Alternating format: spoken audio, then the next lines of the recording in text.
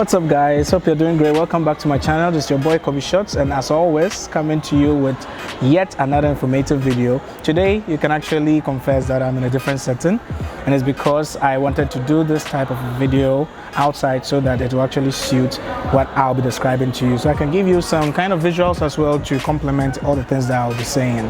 Just as you might have seen in the title, of course, it's self-explanatory: how to find locations for your photography and your filmmaking projects. It can be a hassle sometimes when you have a project to be done and you don't necessarily have any idea about where to shoot it at, or per the client's prescriptions as well as the client's directions, you may not have any idea about where to shoot it at. In just a few tips, let us find how we can make it easy for ourselves anytime you're looking for locations for our photography and our filmmaking projects. Let's go.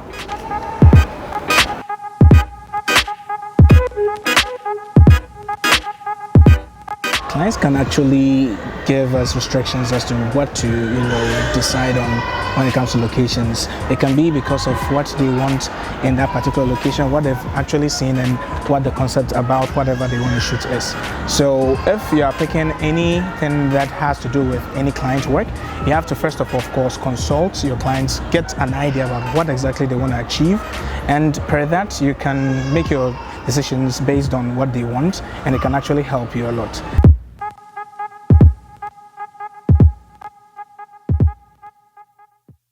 You also might have realized that probably you shoot in the same locations at all times. For instance, I normally shoot my videos inside my room, inside my comfort zone, where I can actually position lights and all that. But in a situation like this, because I wanted it to suit what I will be discussing with you today, I decided to come outside to actually explore and take some B-roll so that you could also have a feel about how a location can be used to make your video production and your photography look interesting and seem very interesting.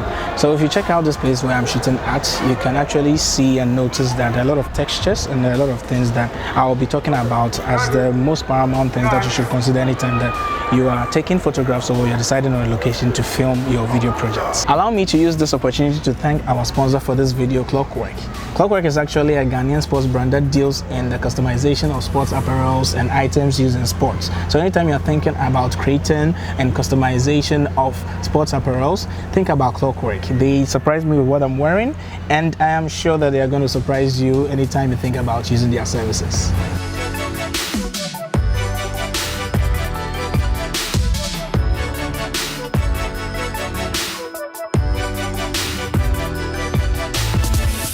So with the things that I promised, there are just going to be 3 of them that I'm going to talk about to you. So the things that you have to consider anytime you're looking for locations to suit your photography and your filmmaking projects, you have to look at sunlight.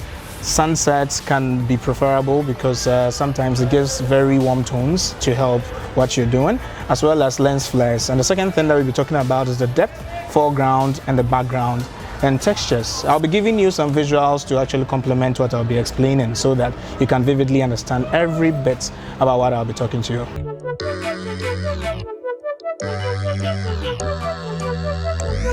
So the first thing that I want to talk about is the sunlight. And you know what sunlight can actually do to help your locations is that anytime you look at the sunlight, you can actually tell where your shadows are going to be. When you consider the sunlight, especially during sunset, you can have these warm tones, as I mentioned earlier, and it actually illuminates your environment and tells you exactly how to position your subjects. If, for instance, you're taking portraits, and in the case of filming projects, you can actually use sun flares, shooting towards the sun directly, as well as finding the shadows to actually create contrast in whatever you do. So considering backgrounds, you can actually use the sunlight to cast shadows aesthetically against the background. So the next time you're shooting outdoor or shooting on location, use the sun to determine positions of your subject as well as how you can illuminate your backgrounds.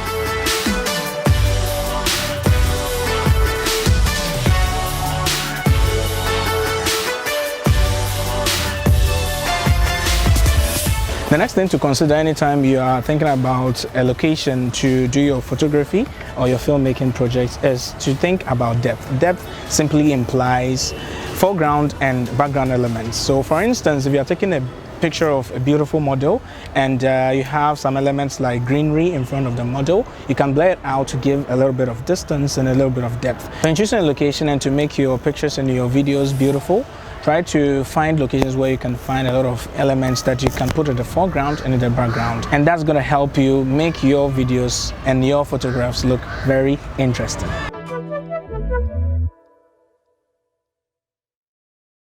The next thing to consider is texture. Texture or textures actually help accentuate the character of whatever it is that you're shooting. So anytime you are looking for a location, look for locations that have a lot of texture.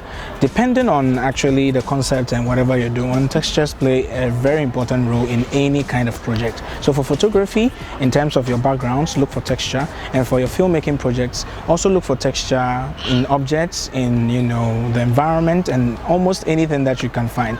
You're gonna find texture. And when you consider the textures and you use them in the right way, you're always going to come home with beautiful images and beautiful footages for your video and your photography projects. It is very easy to forget the important details and what actually interested us in the places that we visited, and so it is best to always document in images as well as, you can put down notes, but particularly images that can give you some visual effects to help you remember exactly the experience that you had and the reason why you'd want to visit these locations again. So anytime that you are thinking through, or you've encountered any situation where you're looking for a location to execute a project, you can refer back to these documented images of the places that you visited, and it can help you conceptualize and make your work very easy in finding some locations for your next project. You guys are so awesome. Thank you for staying through to the end of this video. Please, if you liked it and you loved it, please share it across all social media platforms, and please subscribe to my channel if you haven't, and check out all the videos that you haven't taken a look at if you're especially new,